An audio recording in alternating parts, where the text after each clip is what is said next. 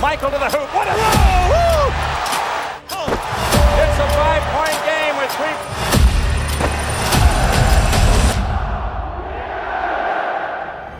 3. What happens when the greatest player alive finally says enough? May 27, 1991. Michael Jordan walks into the Palace of Auburn Hills, home of the Detroit Pistons, the team that tormented him for years. A place where he had never been able to shine. But on this night, it's different. Something shocking happens.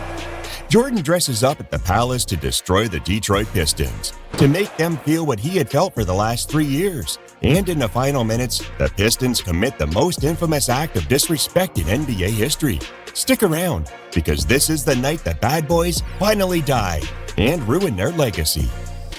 For years, Jordan and the Bulls had one mountain they couldn't climb: the Detroit Pistons. In addition to being the best team in the NBA, they were also bullies. Isaiah Thomas, Bill Laimbeer, Joe Dumars, Dennis Rodman, Rick Mahorn. Coached by Chuck Daly, they earned the nickname Bad Boys because they played dirty, they played physical, and they played to break you. But be damn sure they also played to win. Daly created the Jordan rules, a brutal defensive code that said, hit 'em, frustrate 'em, wear 'em down. Double teams, hard fouls. The Pistons had the paint restricted for MJ. You can try to get it, but you will remember it with pain. For 3 straight postseasons, Detroit eliminated Chicago. Every time, Jordan walked off beaten, bruised, and furious. But in 1991, the Bulls were different. Jordan had bulked up. The triangle offense was clicking, and this time, he wasn't backing down. The Bulls-Piston rivalry was already part of basketball history. From 88 through 90, Detroit owned Chicago with a 12-4 record in the playoffs. The pain of those defeats became fuel. But the breaking point came in the 1990 Eastern Conference Finals, Game 7. Scottie Pippen battled a migraine. The Bulls collapsed, and Detroit advanced again. MJ, of course, was devastated. But it's in those moments that a candidate for GOAT proves his potential. It is in these moments that an athlete like Michael Jordan makes his bid for the throne. That summer, Jordan made a decision: no more excuses. He linked up with personal trainer Tim Grover, adding 15 pounds of pure muscle to withstand Detroit's beatings. From 200 to 215 pounds, MJ was now strong enough to take the hits and still finish at the rim.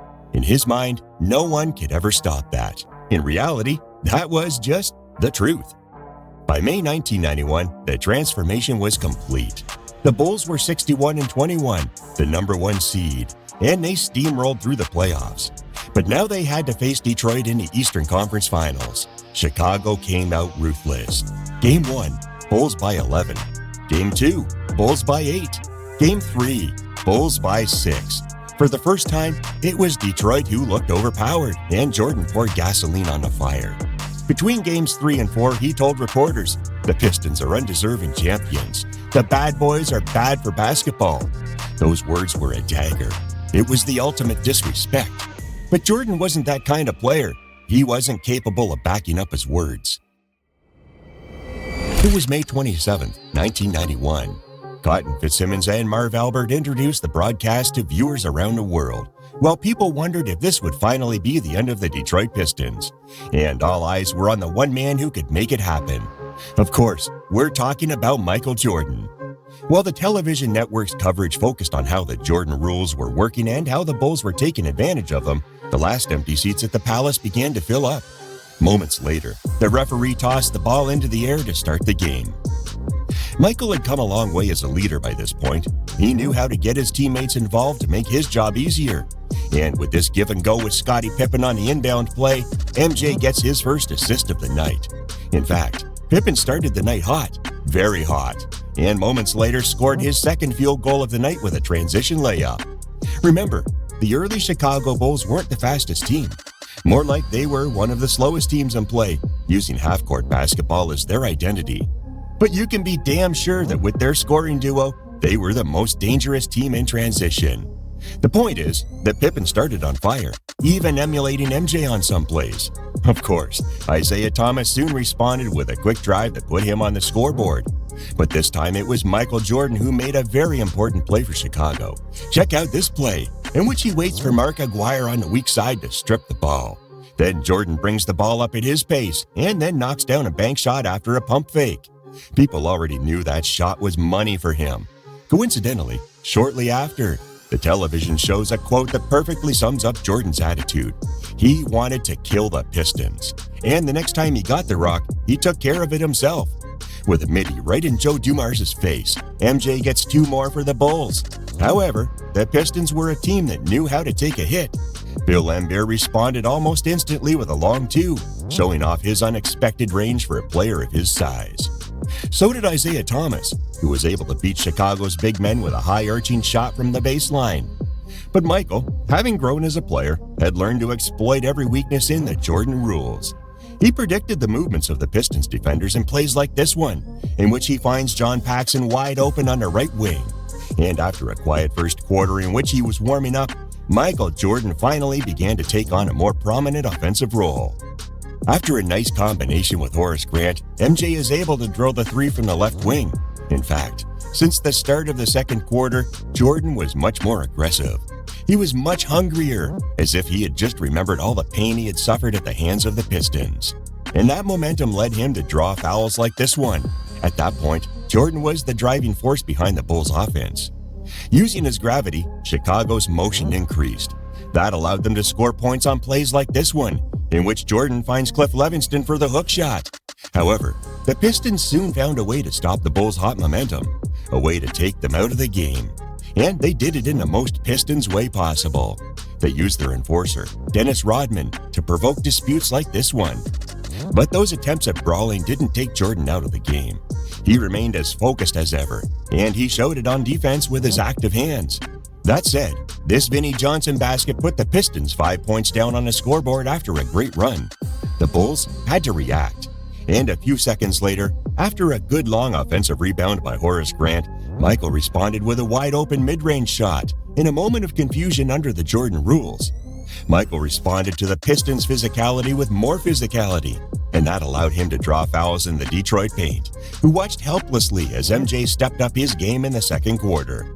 Meanwhile, the Bulls responded to the Pistons' runs with their transition game, as in this play, where Jordan finds the unstoppable Pippen in the open court. Right after that, Michael once again showed his court vision with this pass to B.J. Armstrong, who knocks down the midi after MJ causes the defense to collapse. But with 1 second left on the clock, James Edwards beats the clock to end the quarter on a high note for the Pistons. At halftime, the Bulls had shown their dominance, as they had throughout the rest of the series. But the Pistons were still within striking distance despite that. A 7-point lead at halftime at the Palace was not going to be enough. Jordan had taken good shots, made the right decisions, racked up a few assists already at halftime, and also helped out on defense. But his team needed more from him. If they wanted to defeat the Pistons at the Palace, Chicago needed an even more dominant version of Michael Jordan. But don't worry, they would have it. Right at the start of the third quarter, MJ knocked down one of the most difficult shots of the night. Joe Dumars defends well on the fadeaway after going left, but it's absolutely useless. Thanks to the shooter's touch, the ball ends up in the basket. Shortly after, on a jump ball, Jordan catches the ball and goes full speed toward the hoop, scoring a nice layup in which he beats Isaiah Thomas in the race to the basket. And just a minute later, MJ again uses his gravity to dish out another assist, this time to Bill Cartwright, who's able to drill the jump shot with his iconic form. But the only reality is that this was the summary of what we had seen so far in the first quarter. All you could hear was Jordan, Jordan, and more Jordan. Even though he didn't score on every play, he was the cog that made the system work on every play. And every Bulls basket in the second half is an example of that. He was the initiator, the conductor, and faced with such a recital, the Pistons could only respond in one way: pain. But that was not going to intimidate MJ, nor was it going to stop him from using his footwork to make impossible shots that confused his defender. He was so skilled in small spaces that he was unstoppable. Of course, even though he could score virtually whenever he wanted, Jordan continued to show his teamwork. This play, in which he grabs the defensive rebound and then throws an outlet pass to Scottie Pippen, is a perfect example. The Pistons were still unable to contain Jordan's explosion in the third quarter, as he continued to get trips to the free throw line at will.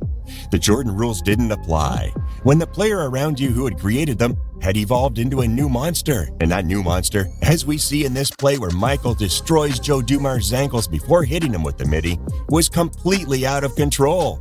Every time the Bulls crossed half court, Jordan surprised them with something new, like this precise bullet pass that finds Scottie Pippen in the paint. And now, with this version of MJ, the difference on the scoreboard began to increase in favor of the Bulls. Michael finally took a couple of minutes off before the start of the fourth quarter. But let's be honest, when he came back, the fourth quarter started the same way. Jordan continued to use the Jordan rules to exploit the defense, and he did it in increasingly creative ways. Look at this play. It looks like MJ is gonna use his already iconic fadeaway from the free throw line, but instead, he throws a perfect pass to Horace Grant when he's about to be doubled. When a scorer like him was able to make those reads and make those kind of decisions, you knew you had no chance. And the Bulls, facing a Pistons team that was already broken, began to enjoy themselves. Pippen found Jordan on the fast break to finish the play with a fierce dunk. Jordan tried to let his teammates enjoy themselves in the fourth quarter, taking less responsibility on offense in a game he had already decided. But sometimes he couldn't help taking a shot. On this occasion, MJ appears to be fouled by his defender on the jump shot, but the shooter's role allows him to add yet another 2 points. The Pistons tried to close the gap by emphasizing the paint and offensive glass, but those efforts were in vain because on the other side of the court, Michael hit the dagger with an and-one layup that broke the hearts of all the fans at the Palace. They were already coming to terms with the harsh reality that MJ would be unbeatable from that moment on. And with 4 minutes remaining, Phil Jackson finally decided that enough was enough. Michael Jordan watched the end of the game from the bench, knowing that he had finished off the worst enemy of his career. With the game over, the Pistons showed their disrespect for Jordan. That walk-off, in which they walked humiliated in front of the Bulls bench without acknowledging Michael, went down in history as one of the most resonant, unsportsmanlike moments in 90s basketball. Jordan always went to shake their hands when he lost, but Bill Laimbeer and Isaiah Thomas didn't care. MJ had said that the bad boys were undeserving champions and that they were bad for basketball. But now he could say it without fear of them beating him up again, because now everything had changed. May 27, 1991 was about redemption. For 3 years, Michael Jordan had been beaten, bruised, and humiliated by the bad boys. But on this night, he flipped the script. The Pistons thought they could intimidate him forever. Instead, they walked off their own court in shame, refusing to even acknowledge the man who had just ended their dynasty. And that's the difference. Jordan showed respect in defeat, but Detroit couldn't do the same. For Jordan, the sweep wasn't just a ticket to the finals. It was also proof that pain could become power. The bruises, the tears, the heartbreak, it all led to this moment. And for anyone who's ever been knocked down, bullied, or told you weren't enough, this game is your reminder. With resilience and relentless work, you can rise. You can conquer the very people who tried to hold you back. That night, the bad boys' reign ended, and a new dynasty was born. Now it's your turn. What do you think? Did the Pistons walk-off ruin their legacy forever, or was it just part of their identity as bad boys? Drop your thoughts below. And if you remember watching this game live, share your story. Let's hear your voice in the comments. If you live for legendary breakdowns, epic rivalries, and the moments that made basketball history, subscribe to First 5 Hoops and join a community of real basketball fans. And if you enjoyed this video, don't forget to like, subscribe, and hit the notification bell to stay updated with all our latest content. Thanks for watching, and we'll see you in the next one.